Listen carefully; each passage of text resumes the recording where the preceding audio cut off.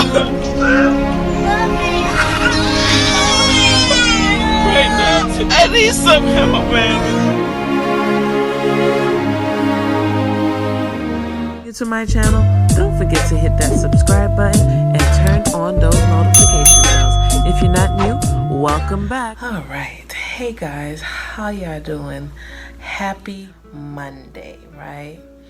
All right, so last Sunday I shared with you guys that I decided to go to therapy. I decided to seek counseling because I had been battling anxiety and depression. So I've had a few people reach out to me and ask me, how did you go about finding a therapist? Or how do I know the right, how do I know if I'm choosing the right therapist? I went online and I Googled therapists. I went on Instagram and every therapist that I could find, I went on their website and I filled out a form for someone to call me. And I said to myself, whoever calls me first, that's who I'm gonna go with.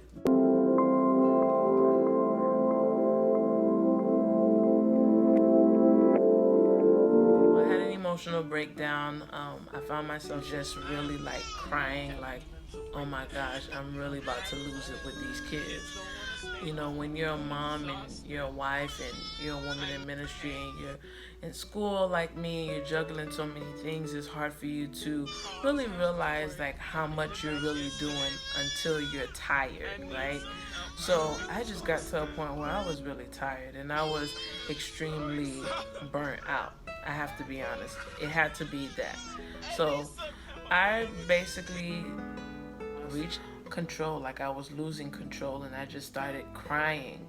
And I don't want to say I was dramatic, but I really felt like I was gonna lose my mind. I was sitting in the car. I had just came from out of town. I was extremely overwhelmed, and I had all 3 kids. I wasn't suicidal. Not saying that people who go through suicidal thoughts is crazy or whatever, but I wasn't suicidal. I just was really overwhelmed. I was tired and I felt burnt out, and it was then I realized like, okay, I really need to seek professional help, and that's what I did. So the first one I went through, I didn't feel comfortable with her because number one, I felt like she was rushing me. Number 2, I felt like she was annoyed because I had filled out the form twice online. I was in a desperate situation. Like I was really desperate, and I needed someone to talk to right away, and venting to my husband wasn't enough. I knew I needed professional help. I needed someone to take me through the process. So when I had that first conversation with this person, I can discern automatically over the phone that this lady was annoyed by me because I guess she got alerted that there was 2 forms that were filled out. The whole process took for me about between 2 to 5 days.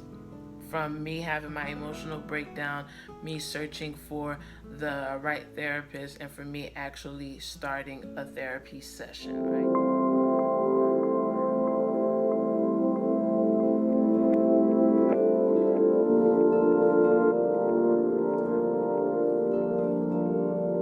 Don't feel pressured, or don't feel like you're obligated or that you are so desperate to speak to someone that you just pick anybody. It's okay if you don't feel comfortable with someone to not go with them, okay? Because you're paying your money, it's your time, and you want to make sure that you go with someone that you're comfortable with. You want to go with someone who, not saying that this lady didn't have the tools that would help me, but from our initial conversation, I didn't feel comfortable with her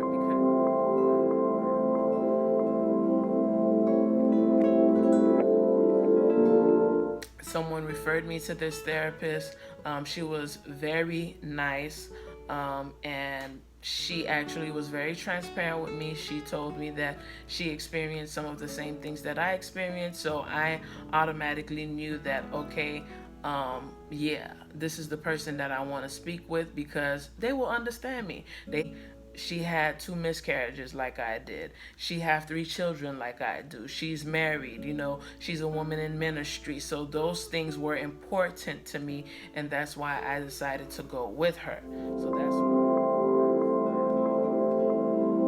say yes. I did feel comfortable with speaking to her in the first session, because before I had my first session, I had a consultation with her, so I was able to kind of get a feel of who she is, what she's about, if my values align with her values.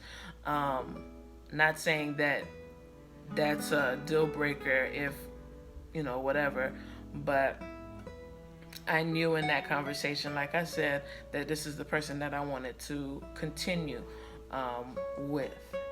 I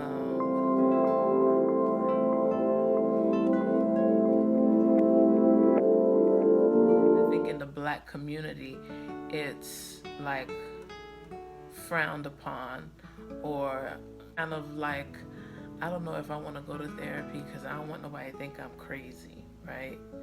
But the reality is something is not right. You don't feel okay, and you do need to speak to someone about it. So you rather internalize everything and possibly be suicidal or hurt someone, or because you don't want to go to therapy. Yeah, no, that was not going to be me. So once I reached that point where I realized, okay, I cannot take this anymore, I was like, okay, it's time to seek professional help, because just venting to someone was not enough. So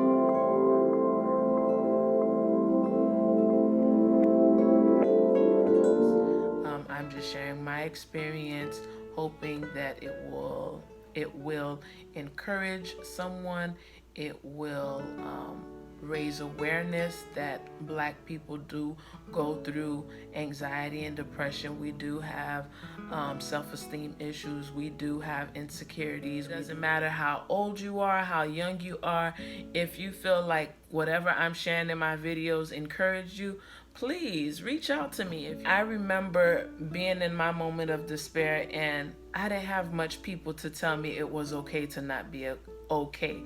And as a matter of fact, I had people kind of distance themselves when I had so much that I wanted to say and so much I wanted to vent about, and they like, oh, girl, you a superwoman, you got it. But yeah, even though I make it look easy, don't mean that it is easy.